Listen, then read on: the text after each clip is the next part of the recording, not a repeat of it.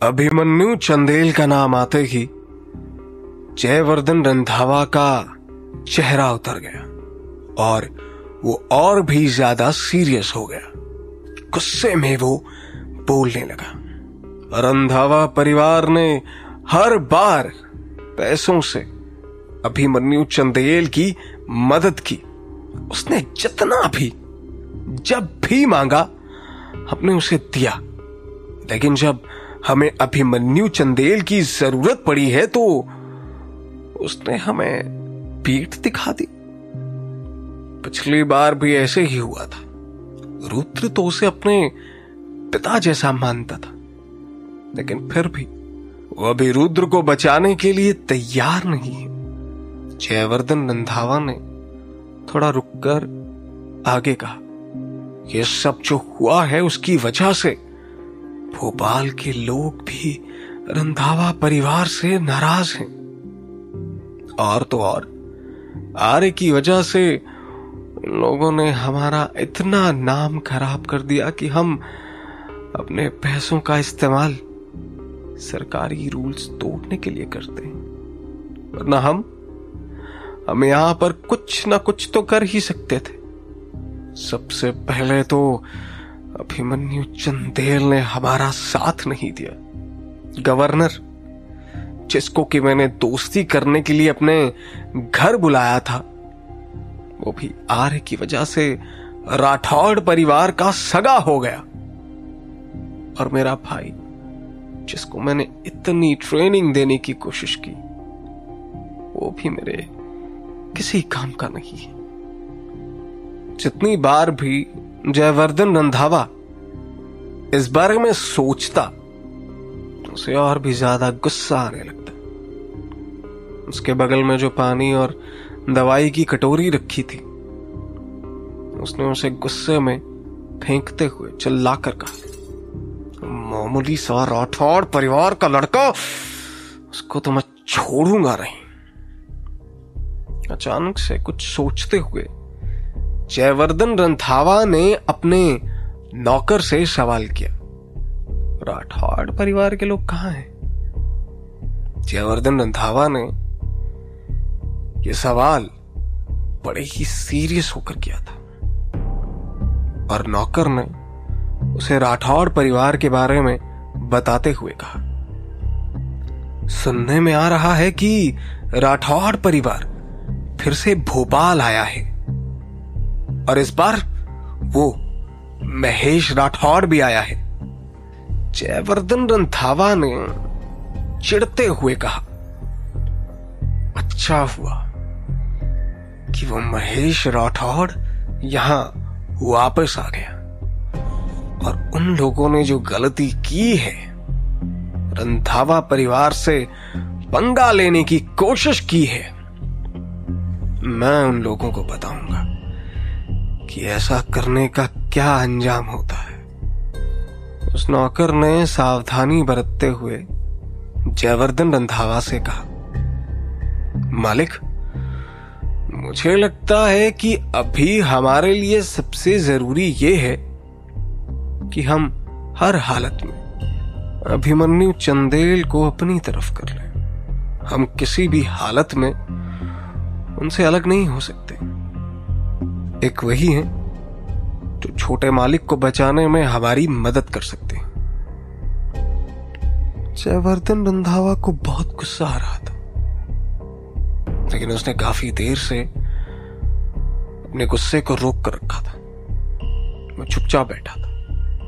फिर उसने अपने नौकर से कहा, जैसे ही मेरा दूसरा बेटा घर वापस आता है, उसे मुझसे मिलने के लिए कहना। उस नौकर ने जयवर्धन रंधावा की बातों का जवाब देते हुए कहा, जी मालिक, जैसा आप कहें। राठौड़ परिवार के सारे लोग अब हॉल में आकर बैठ चुके थे और उन लोगों ने आर्य से पूछताछ करना शुरू कर दिया था। आर्य ने भी अपने परिवार को उस दिन की सारी घटना डिटेल में बता दी। जब उन लोगों ने उसकी बात सुनी तो राठौड़ परिवार का हॉल शांत और गुस्से से भरा हुआ लग रहा था। सबके अंदर रंधावा परिवार को लेकर गुस्सा था, लेकिन कोई कुछ बोल नहीं पा रहा था। वो छोटा सा बच्चा जो कुछ समझ नहीं पा रहा था, लेकिन फिर भी उसे इतना महसूस हो रहा था कि उसके भाई के साथ गलत हुआ है। वो अपने भाई की ही गोद में उससे लिपट कर बैठा हुआ था। जब आर्य की बात खत्म हो गई तब महेश राठौड़ ने गुस्से से टेबल पर हाथ पटकते हुए कहा, रंधावा परिवार बुरी नियत वाला है। तो लोगों की हिम्मत कैसे हुई राठौड़ परिवार के लोगों को इस गंदे इल्जाम में फंसाने की? विराट राठौड़ ने अपने पिता महेश राठौड़ से सवाल करते हुए कहा, पापा, अभी हम लोगों के लिए सबसे बड़ा मुद्दा यह है कि हम उनसे मुकाबला करने की तैयारी कैसे करेंगे। अगर वो लोग अभिमन्यु चंदेल को अपने साथ मिलाकर हम पर हमला करने की कोशिश करेंगे तो फिर हम उससे कैसे बचेंगे? महेश राठौड़ ने गुस्से में अपने बेटे से कहा, हमारा राठौड़ परिवार कई पुश्तों से भोपाल की सेवा करता आ रहा है और यहाँ के लोग भी हमारे परिवार को जानते हैं, तो हमें उन गंदे लोगों से डरने की क्या जरूरत है? समय आने पर ये भोपाल की जनता ही हमारा सहारा बनेगी। विराट राठौड़ अब अपने आप को मजबूर महसूस कर रहा था। उसे ऐसा महसूस हो रहा था कि महेश राठौड़ और आर्य की तुलना की जाए तो आर्य को उन लोगों से निपटने के बारे में ज्यादा पता था।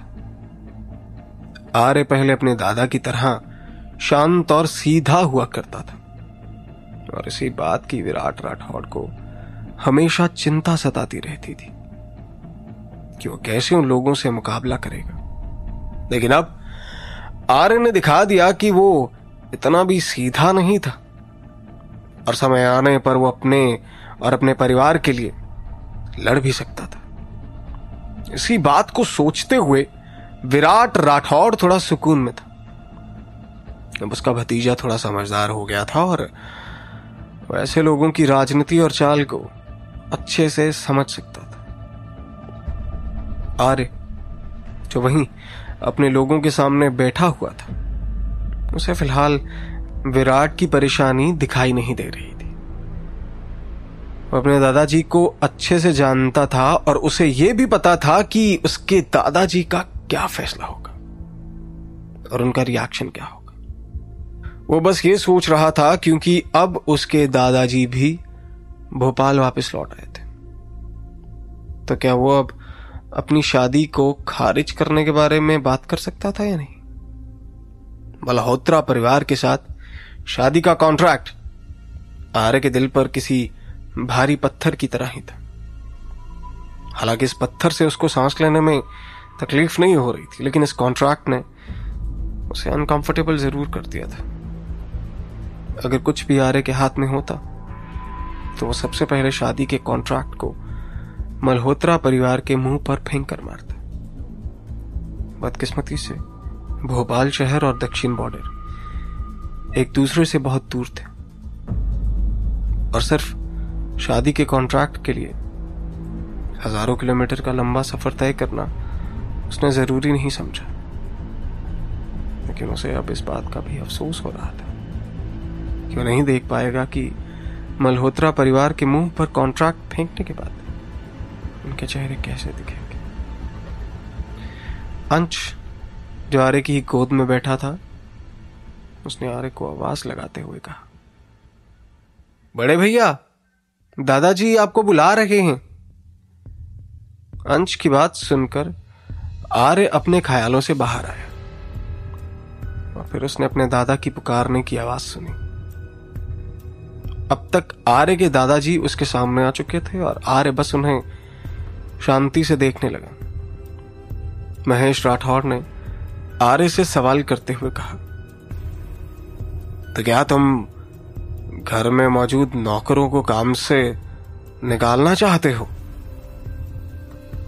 यहीं आर्य ने जवाब देते हुए कहा, हाँ, मुझे लगता है कि हम खुले तौर पर रंधावा परिवार और अभिमन्यु चंदेल के खिलाफ जा रहे हैं, और इसके लिए वो लोग हमें तोहफे सिर्फ मौत में ही देने के बारे में सोच रहे होंगे। वो चाहते होंगे कि हमारे परिवार का कोई भी सदस्य जिंदा ना बचे, और ये सब वो खुलेआम तो नहीं कर सकते ना, इसलिए यकीनन वो हमें नुकसान पहुंचाने के लिए भी कोई खास चाल चल सकते हैं और किसी भी हद तक जा सकते हैं। इतना कहकर आर्य कुछ पलों के लिए शांत हो गया और फिर उसने आगे कहा, इसलिए हमें भी शांत नहीं बैठना चाहिए, बल्कि कुछ ना कुछ इंतजाम जरूर करना चाहिए, और इसके लिए सबसे पहले घर के नौकरों को निकाला जाना चाहिए, क्योंकि हमारे दुश्मनों से पैसे लेकर वो हमें भीतरी तौर पर चोट पहुंचा सकते हैं। आर्य की बात सुनकर महेश राठौड़ ने भी हां में सर हिलाते हुए कहा, तुम्हारी बातों में दम तो है, इसलिए हम वही करेंगे जैसा तुम चाहते हो। आर्य ने भी इस बात पर हामी भरते हुए कहा, हाँ सही है, और फिर अपनी चाची ज्योति से बोला, इस घर में चाची जी ही हम सबसे ज्यादा नौकरों को जानती हैं, तो मैं चाहता हूं कि वो इस काम में हमारी मदद करे। जबकि आर्य की बात सुनकर ज्योति जोर से हंसते हुए बोली, ये बस एक व्यवस्था है, जैसा भी तुम्हें ठीक लगे मुझे बता दो, मैं तुम्हारे साथ हूं। अंश ने भी आर्य की तरफ मासूमियत से देखते हुए कहा, मैं भी आपकी मदद करना चाहता हूं। आर्य ने भी मुस्कुराते हुए इसकी ओर देखा और कहा, ठीक है, छोटे से अंश बाबा की सबसे समझदार बच्चे हैं, ठीक है। अपनी तारीफ सुनकर अंश खिलखिलाने लगा। उधर गूफी भी बड़े प्यार से आर्य के पैरों के पास आकर लेट गया। फिर उसने अपना सर उठाया और अपने पंजों को आर्य के पैरों पर रगड़ते हुए कू कू की आवाज निकालने लगा, जैसे वो कहना चाह रहा था कि मैं भी तो मदद करना चाहता हूं। आर्य ने भी गूफी की इन हरकतों पर हंसते हुए प्यार से उसके सर पर हाथ फेर दिया। फिर कुछ देर आर्य और उसके चाचा विराट राठौड़ ने कई मुद्दों पर बातचीत की, लेकिन इस दौरान उन्होंने महेश राठौड़ के सामने इस बात को जाहिर नहीं होने दिया कि वो दोनों रुद्र को मारने की प्लानिंग कर रहे थे। इसी दौरान चाची ज्योति को पता लग गया कि आर्य के पास से अभी भी शराब की बदबू आ रही थी, इसलिए उन्होंने आर्य को हाथ मुंह धोकर आराम करने को कहा। वहीं आर्य के चले जाने के बाद महेश राठौड़ ने गंभीर होते हुए विराट से पूछा, क्या आर्य को कोई शिकायत है? उसके मन में कोई तो बात चल रही है जो उसे परेशान कर रही है। अगर तुम्हें कुछ पता है तो मुझे भी बताओ भाई। विराट ने मायूस होकर जवाब दिया। भले ही रुद्र से अपनी चाल में नहीं फंसा पाया और आर्य को उसकी असलियत का समय रहते पता चल गया, फिर भी उसने उसे हमेशा अपना करीबी दोस्त माना है, और इस बात का इतना बड़ा झटका झेलने के बाद वो सचमुच अच्छा महसूस नहीं कर रहा था। शायद यही बात उसे परेशान कर रही है। हालांकि इस दौरान उसने आर्य के सपने के बारे में कुछ नहीं बताया। क्या विराट राठौड़ अपने पिता को आर्य की असली परेशानी के बारे में बता पाएगा? आखिर क्या होगा आर्य और उसके परिवार का अगला कदम? क्या अब परिवार का साथ पाकर आर्य नॉर्मल हो पाएगा और अपने बुरे सपने को भूल पाएगा?